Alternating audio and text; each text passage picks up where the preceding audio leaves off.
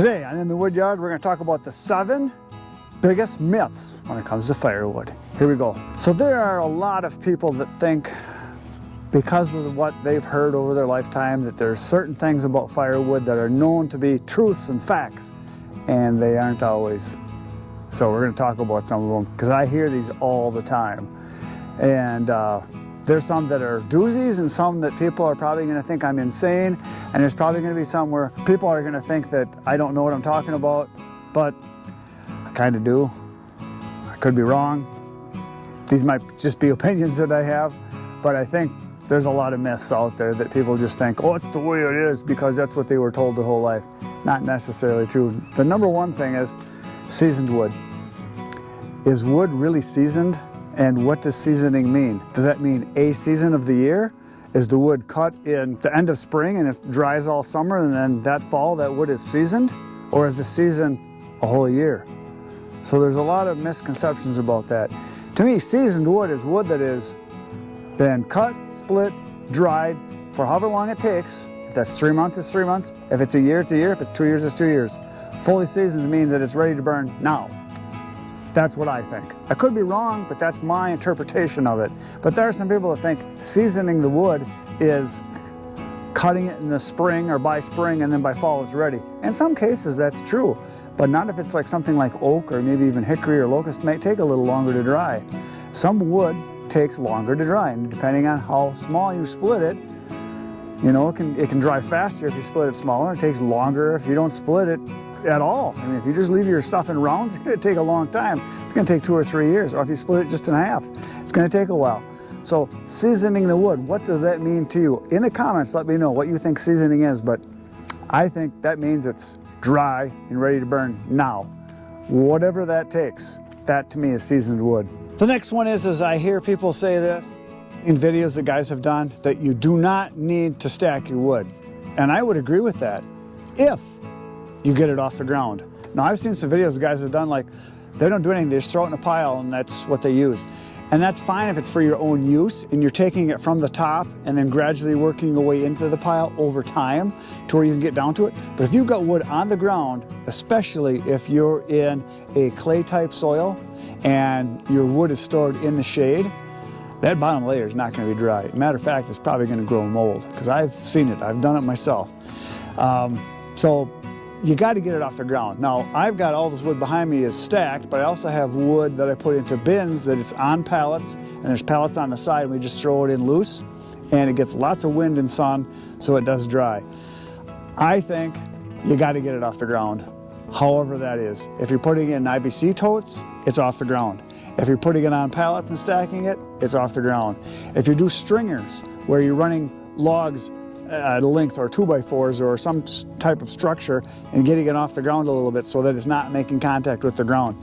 Now, woods like red oak especially, if it's on the ground, it'll wick moisture up, and it'll actually get much wetter as it sits there if it's in contact with the ground. If you're in an area that's wet, low-lying, and shaded especially. Now, to me, you got to get it in an open area as much as possible, off the ground, and you got to get it so that it's going to actually get some sun and wind. That's important. I think that's real important. So I think you got to get it off the ground. Number 3 is that you're going to get creosote buildup if you burn certain kinds of wood. And you do not get creosote buildup unless your wood is not dry. If it's wood that is fresh cut, green, or not fully dry, yeah, you're going to probably get some creosote buildup. And in talking with some guys that do chimney cleaning, hello buddy, you want to clean your chimney at least once a year, maybe even twice a year. And if you're burning wood that is not dry and ready to burn, if it's partially dry, when that means wood that has a moisture content of 20% or more, 25, 30%, yeah, it'll still burn, but you're burning off a lot of moisture, and that's where you get your creosote buildup in your chimney and in your flue and in your damper, all that kind of stuff. So you want to make sure it's as dry as possible. Now, the one kind of wood that everybody says you cannot burn is pine. You can't burn pine because you're going to get creosote buildup. No. All wood will create creosote buildup if it's not dry. Any kind of wood will. And there's a lot of people, especially in the western states of the United States and even up in Canada and Alaska, they burn a lot of spruce and a lot of pine because that's all they have.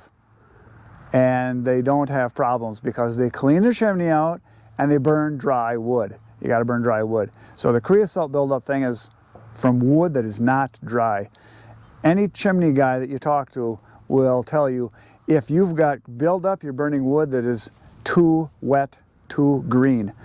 And if your chimney guy tells you, hey, your chimney has no problems whatsoever, keep buying wood from that guy because, or girl, because that wood is dry. That's how you're getting the creosote buildup, burning the green wood, stuff that's not dry. If you burn dry wood that's fully seasoned and it's in the teens as far as percentage of moisture, you're not going to have problems.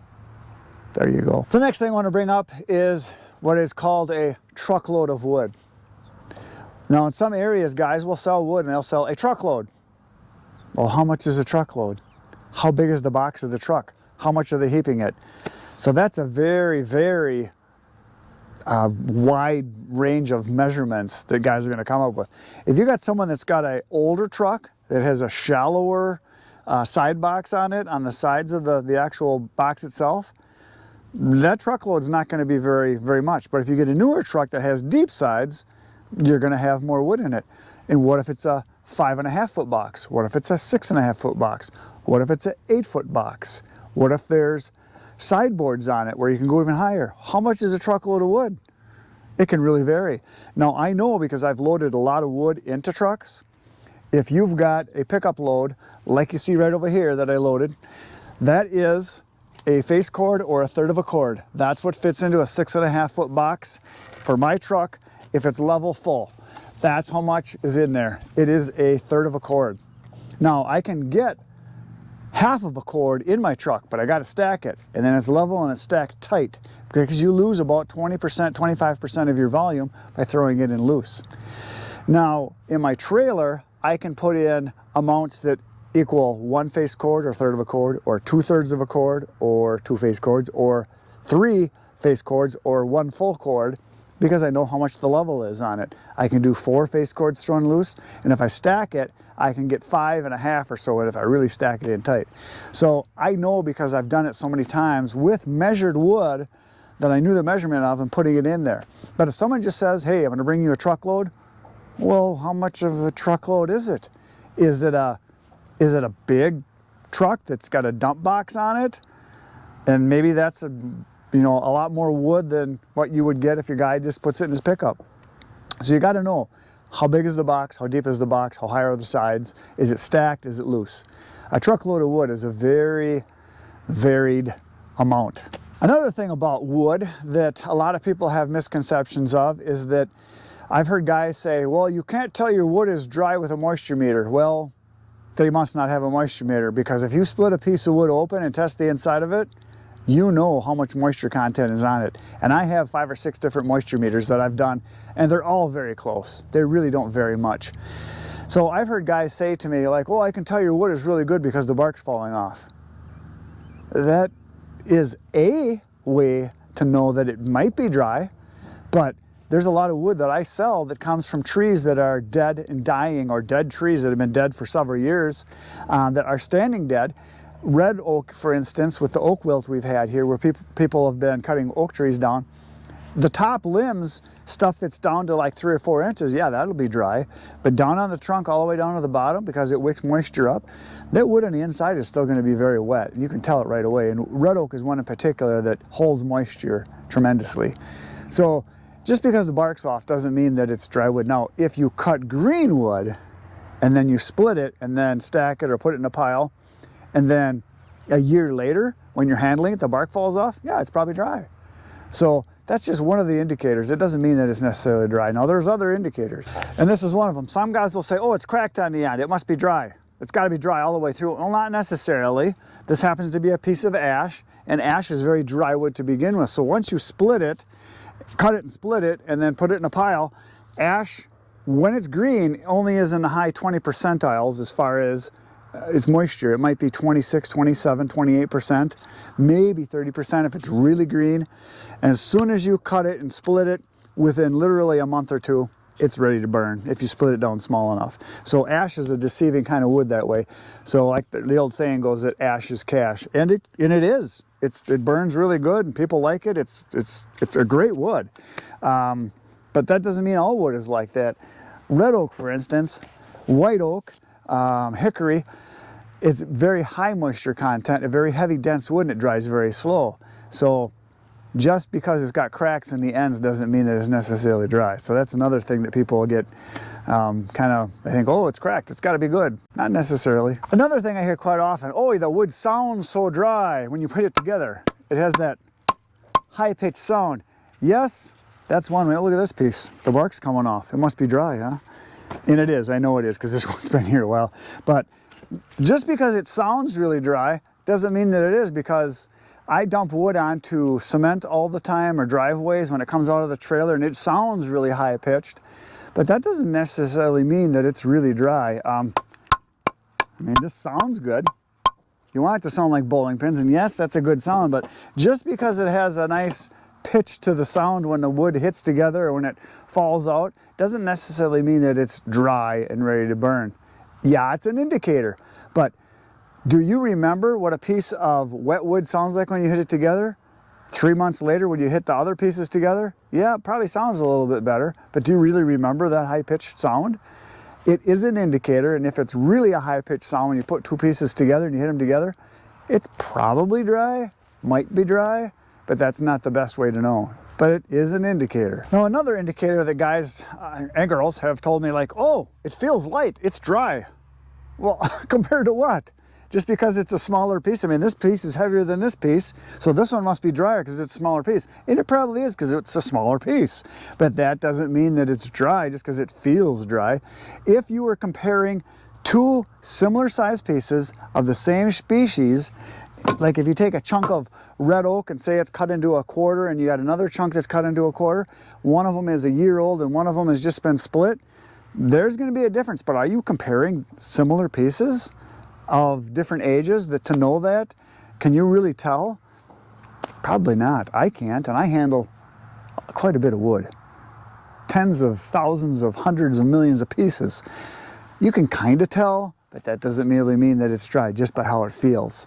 So those are all indicators you got to watch out for. And yes, they are indicators, and yes, it might give you an indication, but it doesn't mean that it's dry. Ready to burn wood. Moisture meter is the best way. Now, another thing that people will say is like, oh, that wood's 6 months old, it's got to be ready to go. Not necessarily. If it's something like red oak, like I mentioned before, and it's bigger chunks that are maybe just cut in half from around, it's probably not going to be dry. That wood could take a year to 2 years to dry. So time can be an indicator, but you have to know, especially if you're buying wood, how long ago was it cut? How long ago was it split? How long ago did it get off the ground? Has it been laying in a pile that's been in a low area that's been getting rained on with shade, no wind or sun? That's going to make a big difference. Those are things you got to think about. Another thing that people bring up quite often is that softwoods are no good. I've talked about this a little bit. Softwoods burn just like all other wood. Softwoods are fine. Yes, they burn faster. Yes, they're not as dense and you don't get as long of a burn, but they burn.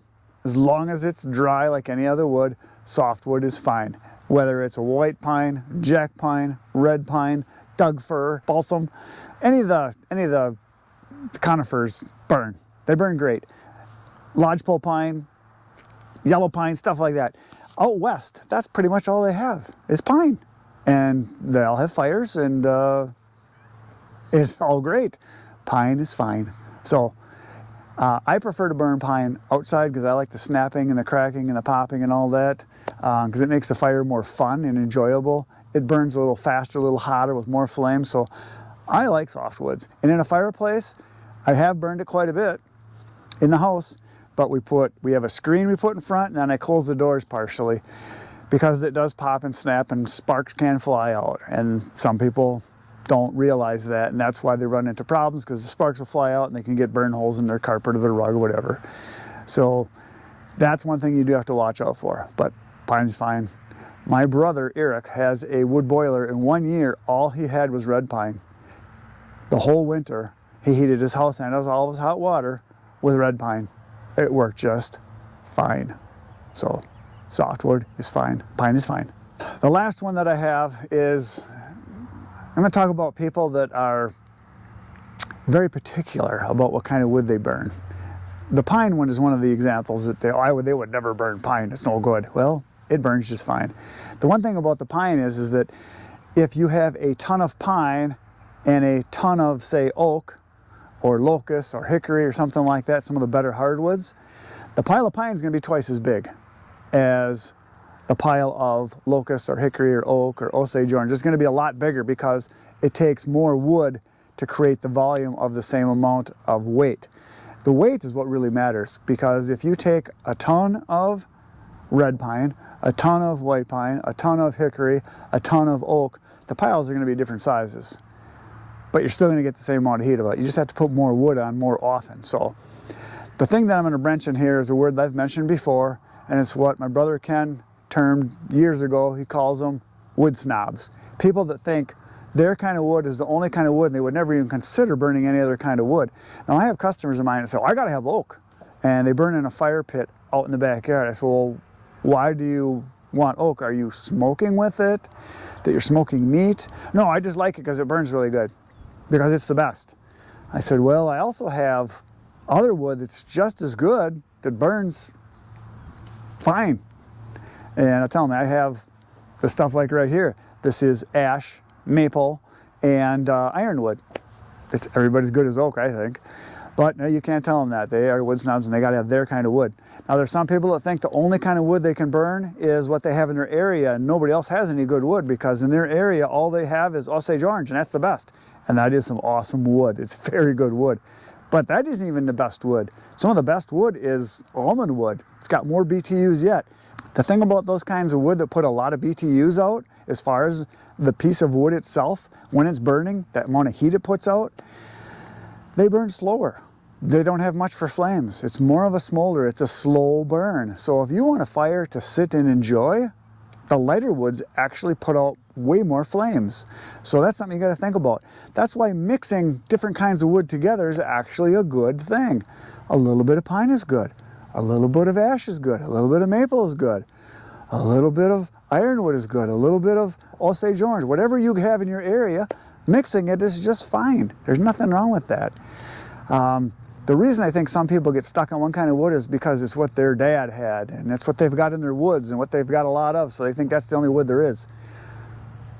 That's fine if that's what they want to think, but there's a lot of kinds of wood because all wood burns. That's it for today, folks.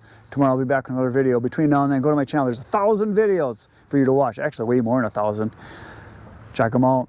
I'll be back tomorrow. Good night, Irene.